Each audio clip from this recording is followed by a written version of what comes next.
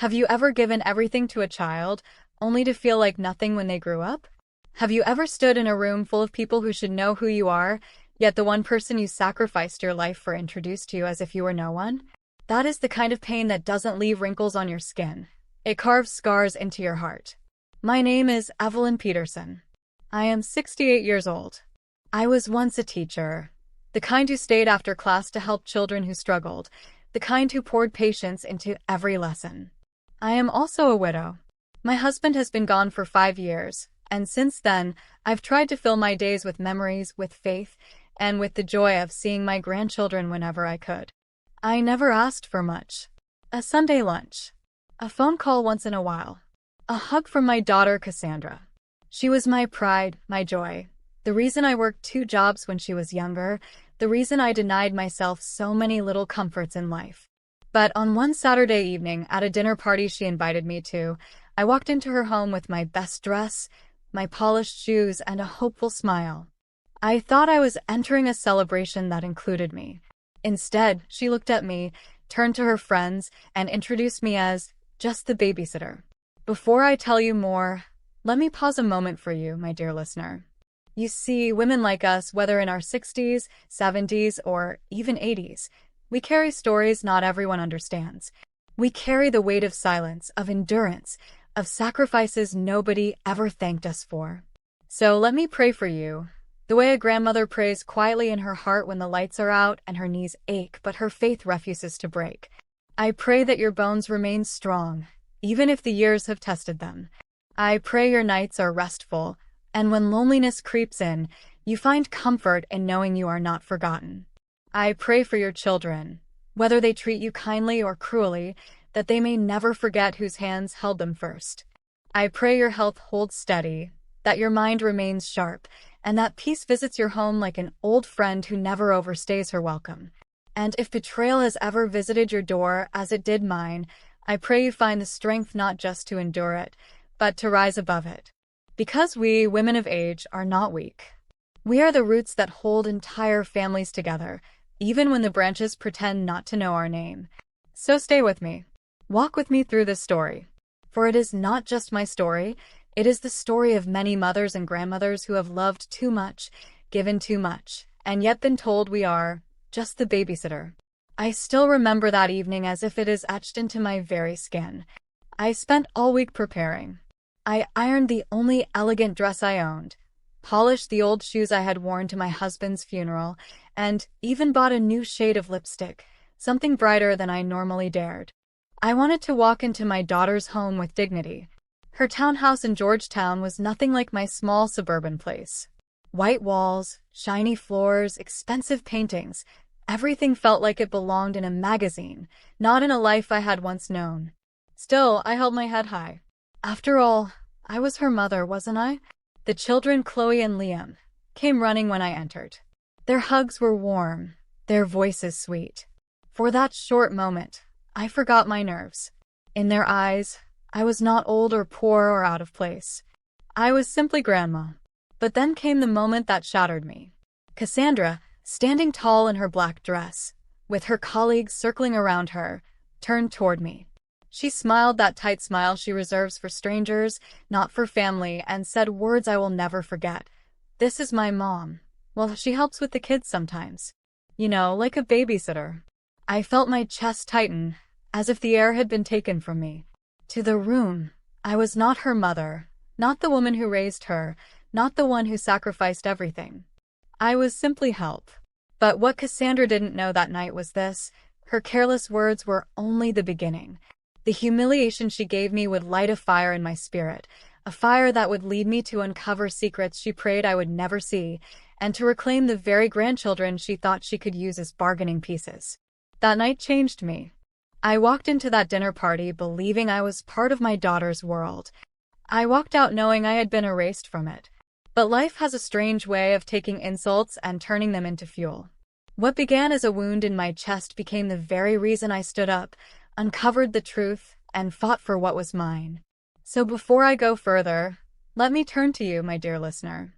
I know many of you who watch these stories are mothers, grandmothers, or women who have carried more than your fair share of burdens. Some of you may have children who no longer call as often as they used to. Some of you may have family who take your sacrifices for granted. And some of you may have been introduced in ways that cut deep, as though your name, your role, your worth could be dismissed with a single careless word. If any of that feels familiar, then I invite you to stay with me until the very end. My story is not just one of pain. It is a story of betrayal turned into courage, of secrets exposed, and of love that could not be erased. And while you're here, do me a kindness.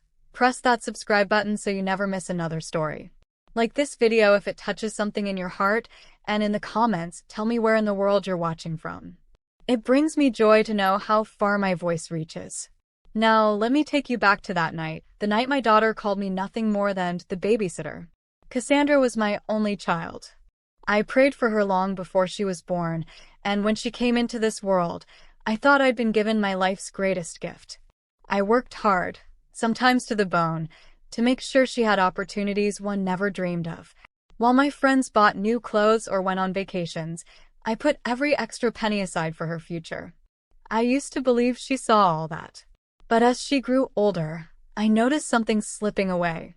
It began in her teenage years, that sharp tone in her voice, the roll of her eyes when I reminded her to be home on time. At first, I told myself it was just adolescence, that one day she'd soften and see me again not as someone to rebel against, but as her mother. Instead, the distance grew.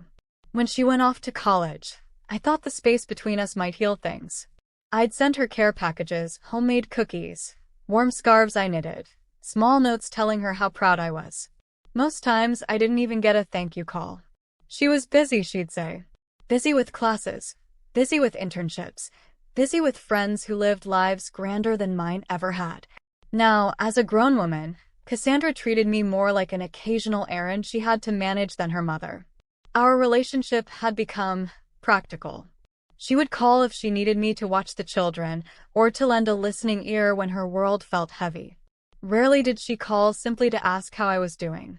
That is the hardest part of motherhood that no one speaks about, giving endlessly, yet being treated as though your love was nothing more than a convenience. My home sits quietly in a corner of suburban Maryland. It is nothing special to outsiders. An aging house with fading shutters, a garden that once bloomed bright but now struggles against weeds, and walls lined with photographs yellowing at the edges. But to me, it is sacred. Every creak of the floorboards carries memories of bedtime stories, family dinners, and my husband's laughter echoing down the hall. The carpet in the living room is worn from years of footsteps, the furniture mismatched but comfortable. There is warmth in every corner, though sometimes I admit it can feel too quiet, too still. After my husband passed, the silence settled like dust, heavy and constant. Still, it is my safe place, a reminder of the life we built together from almost nothing. Cassandra's home, on the other hand, feels like stepping into another universe. Her townhouse in Georgetown looks like it belongs on the cover of a magazine.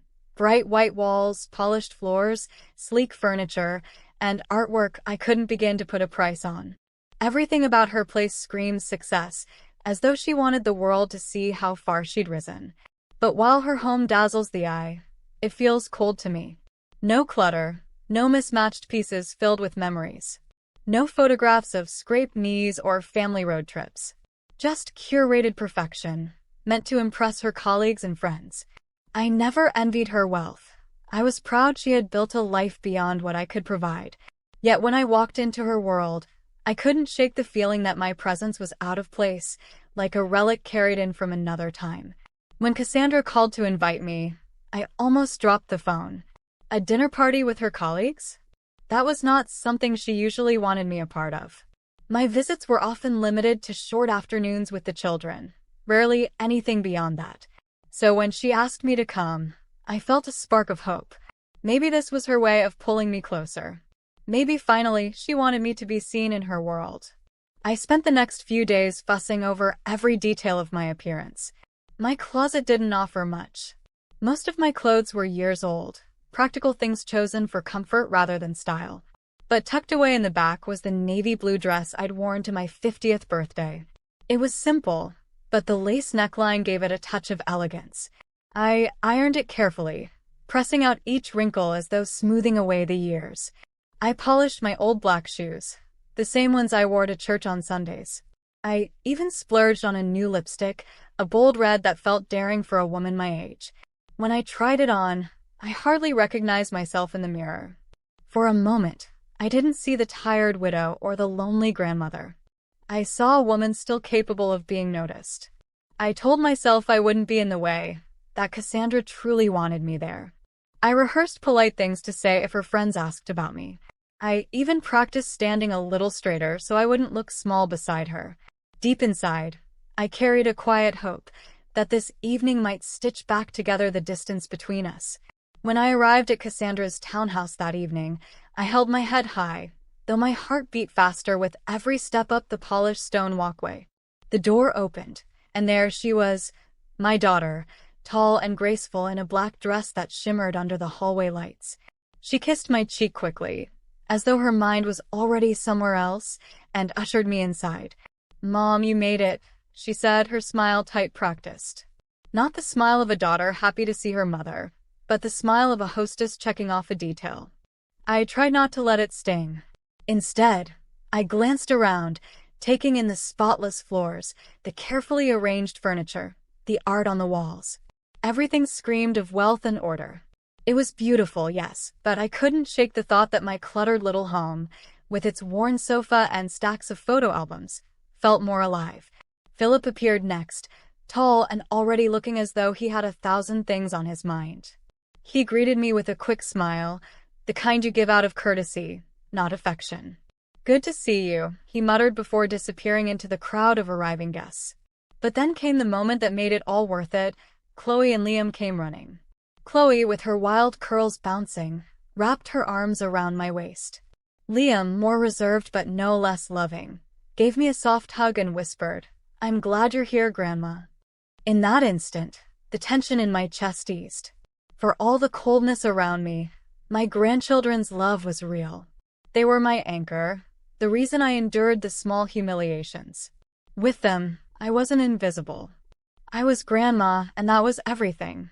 As I sat with Chloe and Liam that evening, my heart felt both heavy and full. Heavy because I knew my place in Cassandra's home was more obligation than welcome.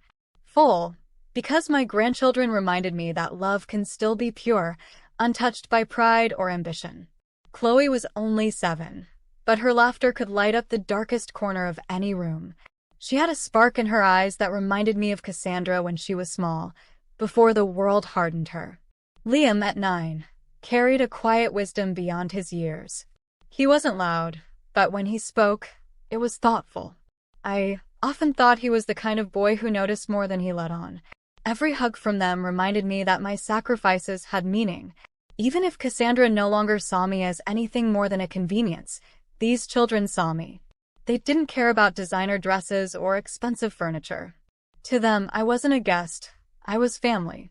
Yet, as I looked around the glittering townhouse, surrounded by polished guests with champagne glasses in hand, a shadow of loneliness touched me. I realized how far I was from Cassandra's world, how out of place my simple navy dress and red lipstick looked beside her elegance. I wondered if anyone there saw me as more than background, someone filling space until the real evening began. But then Chloe climbed onto my lap and whispered, "We missed you, Grandma." Liam leaned against my shoulder, quiet but steady, and in that moment I knew one truth. Even if the world erased me, even if Cassandra diminished me, my grandchildren gave me a reason to keep standing tall. They were not just my comfort. They were my purpose. The house filled quickly after I arrived. Men in tailored suits and women in gowns that shimmered under the soft lighting began stepping through the door, one after another. Their laughter rose easily, polished and confident, like they had all rehearsed for this moment. I stood in a quiet corner with Chloe and Liam, watching the stream of unfamiliar faces glide past me. The women carried themselves as though every eye belonged to them. The men spoke of business, cases, and numbers that meant nothing to me. The sound of their conversations felt like a foreign language. I smoothed the lace neckline of my navy dress and tugged at the sleeves. Suddenly, the dress I had once thought elegant seemed plain. The shoes I had polished so carefully looked worn next to their glossy heels. Even the lipstick I had dared to wear felt too bold, too desperate. But Chloe leaned against me, her little fingers wrapped around my hand, and Liam sat close by, his calm presence grounding me. Their closeness reminded me that I had not come here to compete with polished strangers. I had come because my daughter invited me. I had come to stand with my family. From across the room, I caught Cassandra's voice, clear and commanding as she welcomed her guests. She looked radiant, her hair swept into a perfect knot, her dress hugging her figure like it had been made for her alone. She was the star of the evening, every eye drawn to her. And me? I was a shadow at the edge of her glow. I thought I could stay tucked away with the children, invisible among the sea of polished guests. But I should have known better. When one woman with a diamond necklace and a laugh that rattled across the room asked Cassandra about me, my daughter's answer changed the course of the night. The woman's eyes landed on me, curious and amused. "Oh, who is this lovely lady?" "Your aunt." For the briefest second, Cassandra hesitated.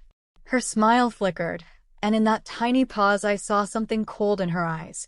Then, with a practiced laugh, she said the words that cut me to my core. "Oh, that's just my mom. She helps out with the kids sometimes. Like a babysitter." "A babysitter?" My throat closed, and my stomach dropped. 35 years of teaching, 35 years of motherhood, and decades of sacrifice, all reduced to a single, dismissive word. I wanted to speak, to defend myself, to say I wasn't a hired hand but the woman who had stayed up through fevered nights with Cassandra when she was a child, the woman who saved every dollar to put her through college, the woman who had given her everything I could. But no words came. My smile stayed frozen, my shoes suddenly felt too tight, and I could hear the faint pity in the woman's laugh as she looked me up and down. In that moment, my daughter didn't see me as her mother. She didn't see me as Evelyn. She saw me as a role to fill, a quiet shadow who kept her children busy so she could shine. And I stood there, stripped of my name, stripped of my place, feeling smaller than I ever had in my life. I stood frozen, my cheeks burning, my chest tight as if someone had pressed a weight against it. The sound of their laughter, the clinking glasses, the polished conversations, they all blurred into background noise. All I could hear were her words, "like a babysitter." The shame was sharp, almost physical. I felt as though every guest's eyes had landed on me, judging my dress, my shoes, my very existence. And in that silence inside me, memories came rushing back. Nights when Cassandra was a little girl, crying with fever, and I sat by her bed, placing cool cloths on her forehead. Days when I skipped meals so she could have enough for her school lunches. Years when I wore the same winter coat so she could have new textbooks. I remembered the 2 jobs I worked, teaching during the day and tutoring at night, so she could attend a good college. I remembered signing away my savings for her tuition, telling myself it was worth it because she was my future. I remembered the joy on her face when she walked across that graduation stage, a joy I thought we shared. And yet, here I was, standing in a room full of strangers, introduced as though none of that mattered. As though I had been nothing more than someone paid by the hour to watch her children. The humiliation cut deeper because it came not from strangers but from my own child, the one person I thought would always know my worth. Just when I thought the moment couldn't cut any deeper, a small but determined voice rose above the chatter. "That's not true." The words came from Chloe, standing just a few steps away. Her curls bounced as she frowned, her little fists clenched at her sides. The room quieted, heads turning toward her. My heart stopped. "You can't say that," she added, her voice carrying more weight than a 7-year-old should ever have to carry. "Grandma isn't just..." She hesitated, her eyes darting to me, searching my face for courage. For a moment, everything hung in the air. My daughter's smile faltered, her eyes flashing with panic. I could see her calculating, desperate to regain control. Cassandra swooped in quickly, her tone light but strained. "Oh, Chloe, you know how you like to make up stories." She pulled her close, smoothing her hair in a way that looked affectionate but felt like a warning. But Chloe pulled back, her eyes wet with frustration. "But you said..." "Enough," Cassandra snapped, her voice sharp enough to cut through the room. The guests shifted uncomfortably, whispering behind their glasses. The perfect mask my daughter wore so carefully had cracked, if only for a moment. I looked at Chloe, Her little face flushed, her eyes fierce, and something inside me stirred. The sting of humiliation was still there, but it was joined by something else, an ember of strength I thought I had lost. My granddaughter had defended me when her own mother would not. And though Cassandra silenced her, the truth was already out there, hanging in the air for everyone to feel. The silence that followed Chloe's protest was sharper than any words. Guests shifted uncomfortably, their polite smiles faltering as they glanced between me, my daughter, and the little girl still bristling at her mother's side. The air in the room no longer buzzed with easy conversation. It carried the weight of something unspoken. Cassandra bent down, her grip tightening around Chloe's shoulders. "Sweetheart, let's not confuse our friends," she said through clenched teeth, her voice dripping with a sweetness that didn't match her eyes. She gave a brittle laugh, glancing at the woman with the diamond necklace. "Children can be so imaginative, can't they?" But the laugh didn't land. The woman's expression was polite, but her eyes were sharp with suspicion. Others were watching too, some whispering behind their glasses, others pretending not to notice, though their glances gave them away. Philip entered the conversation with a forced chuckle, trying to smooth things over, but even he couldn't erase the unease that had settled over the group. For the first time, I saw it. The flawless image my daughter tried so hard to maintain was cracking, and I stood there, silent, holding my breath. Part of me wanted to step in, to shield Chloe from the sharpness in her mother's voice. Another part of me wanted to walk out, to leave Cassandra standing there in the mess she had created. But I stayed. Because even through the sting of her words, even through the humiliation that pressed down on me, I knew this moment was bigger than embarrassment. Something in Cassandra's desperation told me there was more, far more, hidden beneath her perfect facade. I slipped away from the crowd, moving toward a quiet corner by the window. The chatter resumed behind me, though softer, as if the guests were trying to pretend nothing unusual had happened. Yet I knew they had seen it. The cracks in Cassandra's carefully crafted image, the unease in her voice, the fire in Chloe's protest. I pressed my hand against the cool glass of the window, staring at my reflection. The woman staring back looked tired, older than the one who had left her small house only hours earlier with such hope. My navy dress suddenly felt like a costume, my red lipstick too bold, almost foolish. I looked like someone trying too hard to belong in a place that was never meant for her. As I stood there, my thoughts drifted through the years. I saw myself at 30, juggling 2 jobs so Cassandra could have school clothes and supplies. I saw myself at 40, signing away the last of my savings so she could attend graduate school debt-free. I saw myself at 50, giving her a check toward the down payment on her first car while I continued driving the old one with a broken heater. All of it, every sacrifice, every sleepless night, every penny saved and handed over, had been for her. And this was how she repaid me. By erasing me in front of strangers. By stripping me of my name, my dignity, and introducing me as nothing more than just the babysitter. My chest ached with the weight of it, but beneath that ache stirred something steady. I didn't know it yet, but humiliation would not be the end of my story. It would be the spark that forced me to see the truth Cassandra had been hiding. I stood by that window, still stung by humiliation, when a gentle voice pulled me back. A woman with soft features and kind eyes introduced herself as Olivia. She wasn't like the others. Her tone carried warmth, not judgment. "Your daughter talks about you all the time," she said. "She says you put her through college, that you're the most selfless woman she's ever known." For a moment, her words soothed me.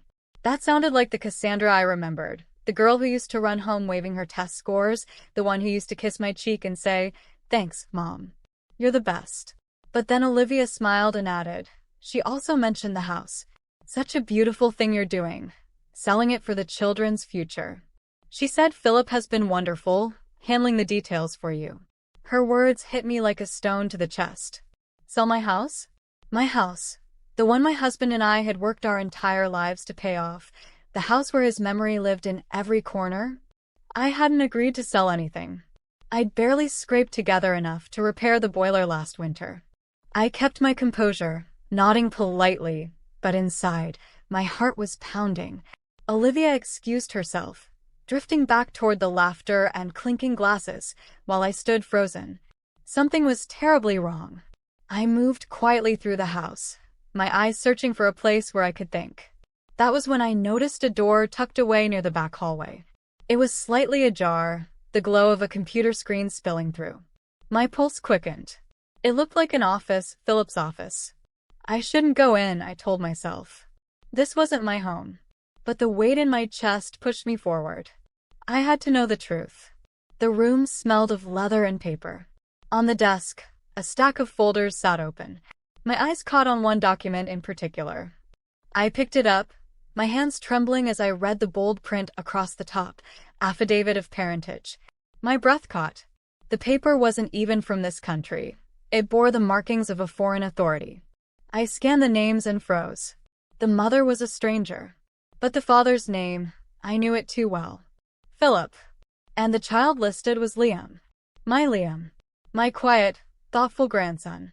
The words blurred as tears welled in my eyes. Liam wasn't Cassandra's son. He wasn't even my blood grandson. He belonged to another woman. Philip had fathered him, and Cassandra had raised him as her own. I clutched the desk for balance, the room spinning. The humiliation of being called a babysitter now seemed almost trivial compared to this revelation. My daughter had built her perfect family on a secret so heavy it could crush us all.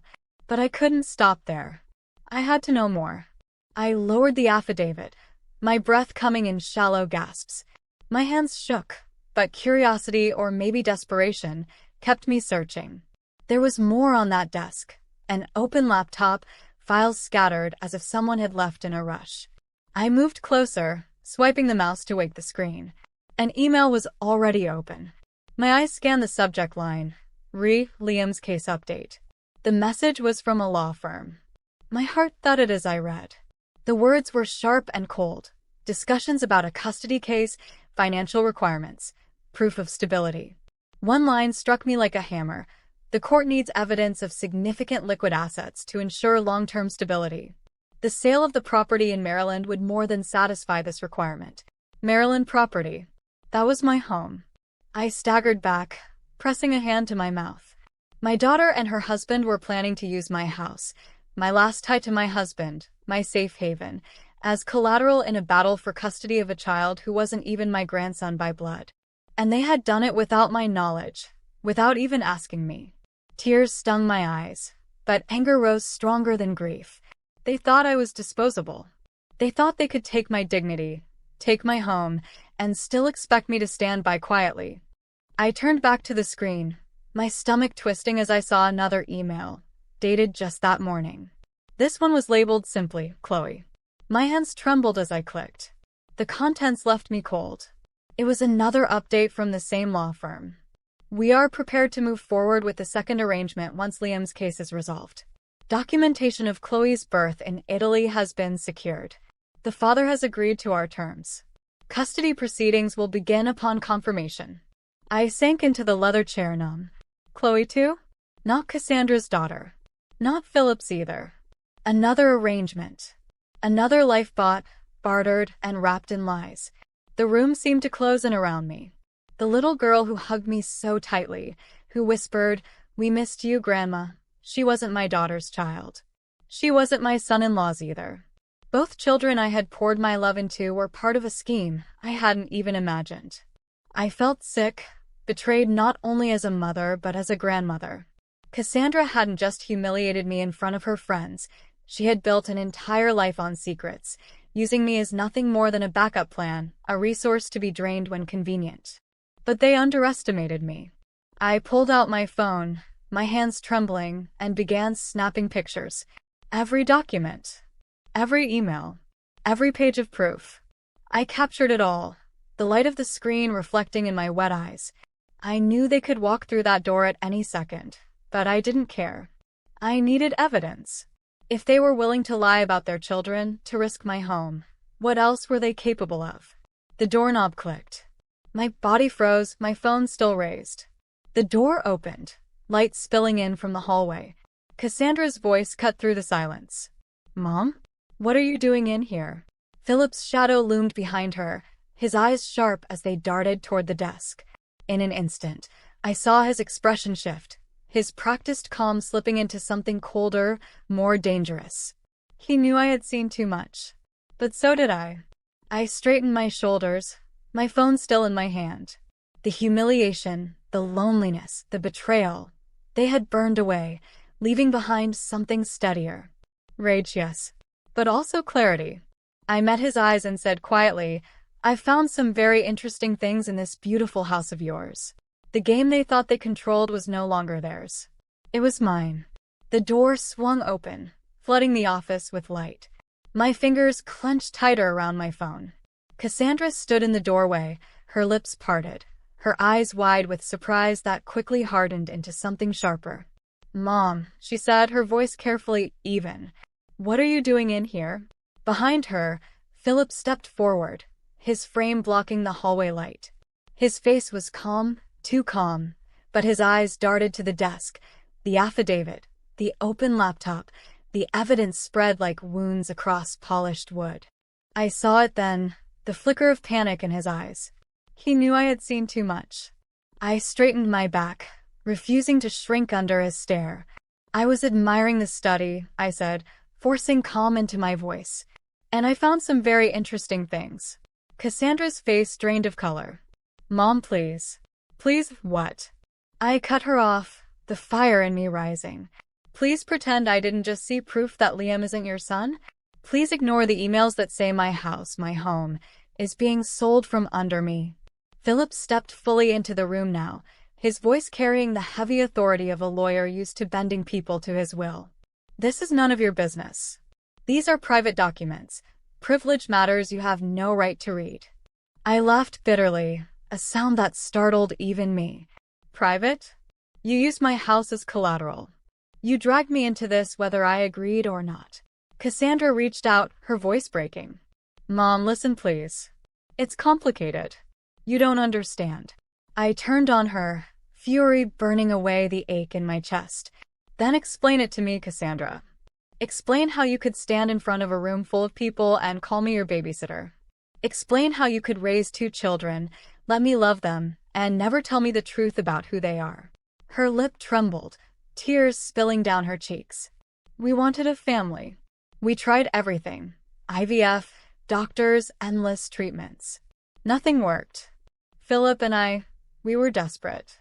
Do you know what it's like to want something so badly and have it ripped away every month?" I swallowed, a lump forming in my throat despite my anger. I know what sacrifice is.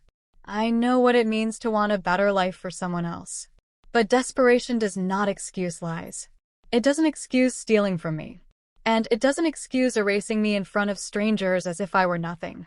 Philip's mask slipped then, his jaw tight, his voice low and venomous. "You've always been a burden.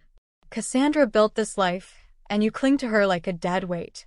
The truth is, you're useful only for one thing, your house. Beyond that, you're nothing." For a moment, silence filled the room. His words were cruel, meant to cut, but instead they ignited something solid inside me.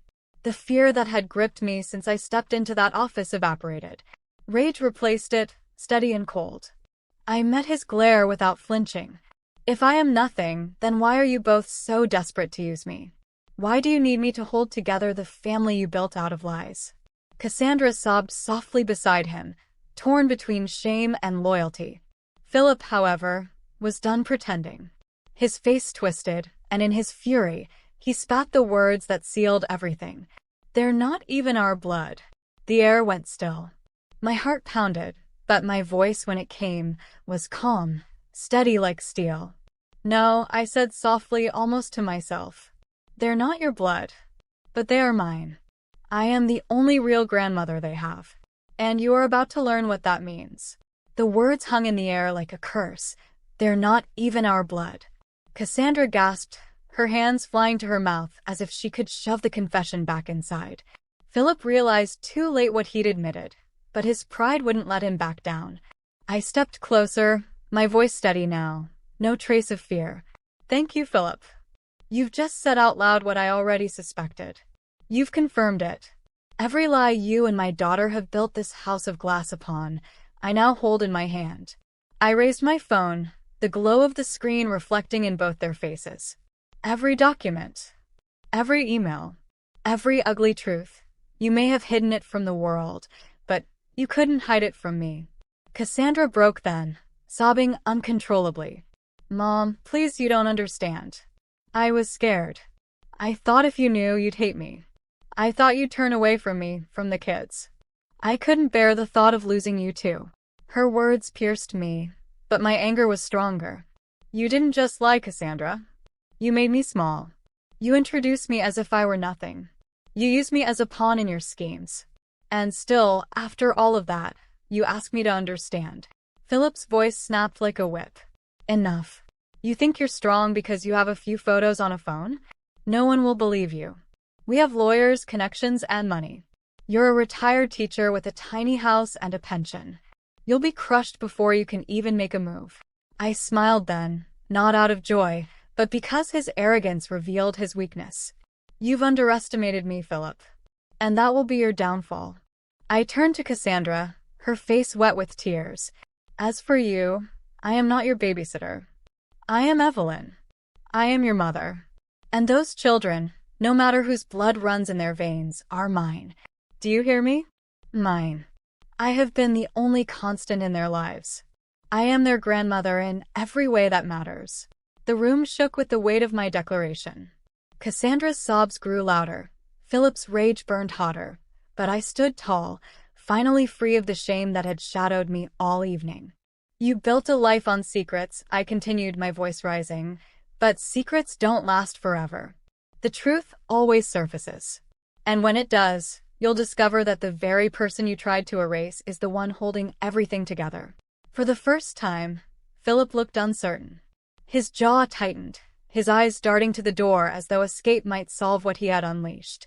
Cassandra, trembling, reached for me, but I stepped back. No, I said firmly. Not tonight. Tonight, I walk out of here with my head high. And I leave you both with one truth you cannot escape. You may control the narrative in front of your friends, but in front of your children, you cannot erase me. They know who I am. And one day, they will know everything else. I slid my phone into my purse, holding it close like a shield. The documents inside weren't just evidence. They were my armor. Proof that I was no longer powerless. As I walked toward the door, my heart beat with something new. Not humiliation, not fear, but resolve. I was done being silent. I was done letting them script my role. From this moment on, I would not just endure. I would fight. I turned back once, my eyes locked on Cassandra. You may have built this family on lies, but I will show those children what truth feels like. I will be the grandmother they deserve, even if I have to stand against their own parents to do it. And with that, I left the office, their silence trailing behind me like an unfinished sentence. My friend, tell me, have you ever been underestimated? Has betrayal from family cut you deeper than any wound from the outside? Share your story in the comments, because your voice matters here. And if you're watching this right now, don't forget to like, subscribe, and tell us where you're tuning in from. Your stories are the heartbeat of this channel. After that night, I didn't sleep. My body was exhausted, but my mind wouldn't rest. The images replayed endlessly. The affidavit, the emails, Philip's outburst, Cassandra's tears. By dawn, I knew I couldn't keep this to myself. I needed help. The first person I called was Olivia. Something about her kindness at the party lingered in me, a reminder that not everyone in Cassandra's world was cold and cruel. She listened quietly as I poured out everything. The lies, the documents, the threat to my house, even Philip's cruel words. There was a pause on the line, then Olivia said firmly, "You need a lawyer, Evelyn." And I know exactly who to call. That's how I met Ms. Henderson. She was sharp, steady, with a voice that could cut glass and eyes that saw straight through excuses. Sitting in her office, I felt like a student again, fumbling with notes while she outlined a lesson. But this lesson was survival. "We're not just fighting for property," she said. "We're fighting for Chloe and Liam. If what you've told me is true, then those children are at risk of being treated like bargaining chips. We're going to prove that you're the only constant, the only safe place they have." I nodded, clutching my purse where the phone rested with every photo saved. My hands shook, but for the first time in years, I felt like I wasn't standing alone. When the day of court came, I walked into that building with my back straight. Cassandra sat at one table, Philip beside her, both of them dressed like a magazine spread. Their lawyer towered over a stack of papers, whispering strategy. They looked untouchable. But when Cassandra's eyes met mine, I saw the crack in her confidence. She looked away first. The proceedings began. Their lawyer painted me as an old woman past her prime. She's retired. She has no income beyond a small pension. She lives in an outdated house in a modest neighborhood. This is not stability. This is not security for two young children. I felt heat rise in my face, but I stayed quiet, clutching my folder of evidence. Philip leaned forward, his voice calm and oily. Your Honor, while we respect Evelyn, the truth is she cannot keep up with the demands of raising children. They need resources. They need opportunities. They need us. The words stung, but when my lawyer rose, Miss Henderson's voice cut through the courtroom like thunder. Your Honor, we have evidence that this so-called stable couple has deceived not only their family but the very children they claim to protect.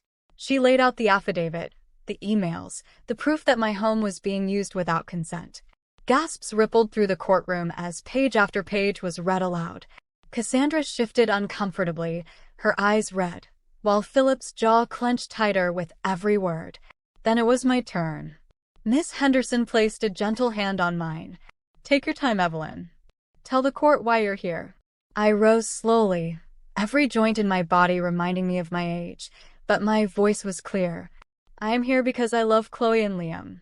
Because I have been the one rocking them to sleep, bandaging their knees, reading them stories when their parents were too busy. I am here because while my daughter and her husband built a life of lies, those children were building their world around me. I paused, meeting the judge's eyes. Yes, I'm older. Yes, I live in a simple house. But I know what true stability is. It's not money. It's love. It's a sacrifice. It's being there day after day when no one else shows up. The courtroom was silent, except for Cassandra's muffled sobs. I stood in that courtroom, my hands trembling only slightly as I gripped the wooden stand. Every eye was on me, but for once I wasn't ashamed. I wasn't invisible. I raised my daughter alone after my husband passed. I continued, my voice steady. I worked 2 jobs to send her to college. I sacrificed comfort so she could have a better life. I thought she'd carry those lessons into her own family. Instead, I found she built that family on secrets and deception. I swallowed hard, glancing at Cassandra. Her eyes were downcast, her shoulders hunched. For the briefest second, I almost felt pity. But then I remembered the sting of her words, the way she had stripped me of dignity in front of strangers. I remembered the documents on Philip's desk. That pity hardened back into resolve. My house is not a pawn. My life is not disposable. And those children, my voice caught, but I pushed through, are not bargaining chips. They are Chloe and Liam, my grandchildren, and I will not stand by while they're treated like assets to be traded. The judge leaned forward. Do you believe you can provide for them, Mrs. Harris? Do you understand the responsibility you're asking to take on at your age? I nodded. I may not have wealth. I may not have youth. But I have what they need most. Love, stability, and the kind of loyalty that cannot be bought. I've already been raising them, quietly, in the moments no one else noticed. They know my voice when they cry. They know my arms when they're scared. I am their safe place. And I intend to protect that for as long as I draw breath. The silence that followed felt endless. Then Ms. Henderson rose, her words sealing everything I had laid bare. Your Honor, we are not asking you to choose between resources and poverty. We are asking you to choose between deception and truth. Evelyn Harris is not only the grandmother of these children in name, she is their true guardian in spirit, action, and sacrifice. The judge's gavel struck lightly against the desk. I have heard enough. My heart pounded so loudly I thought the whole courtroom could hear it. Cassandra clutched Philip's arm, her face pale as the judge spoke. Custody is not about appearances. It is about the best interest of the children. Mr. and Mrs. Whitaker, your actions have shown a disregard for transparency, honesty, and stability. You attempted to misuse assets not your own, and you misrepresented the children's parentage. This court cannot ignore such misconduct. He turned his gaze to me. Mrs. Harris, your testimony demonstrates the love and dedication these children require. Effective immediately, guardianship of Chloe and Liam is awarded to you. For a moment, I couldn't breathe. My knees nearly gave way, but Miss Henderson's hand steadied me. Tears blurred my vision, but they were not tears of shame this time. They were tears of victory, of justice. Cassandra sobbed into her hands. Philip muttered under his breath, his composure cracking at last. But I barely saw them. My thoughts were already with Chloe and Liam, their small hands reaching for mine, their voices calling, "Grandma, come play." I walked out of that courtroom not as a defeated, humiliated woman, but as a grandmother who had fought for her place and won. The weight I had carried for years, the loneliness, the rejection, the doubt, lifted with every step. Outside, Olivia was waiting, her smile warm, her arms ready to hug me. "You did it," she whispered. I shook my head softly. "No, we did it. Me, Chloe, and Liam." Because in the end, love speaks louder than lies. Life after the courtroom felt quieter, but it was a different kind of quiet than before. No longer the silence of loneliness, but the calm of safety. My house, once echoing with memories of what I'd lost, now filled with the sounds of children again. Chloe's giggles, Liam's footsteps racing down the hallway, the soft murmur of bedtime stories. We weren't perfect.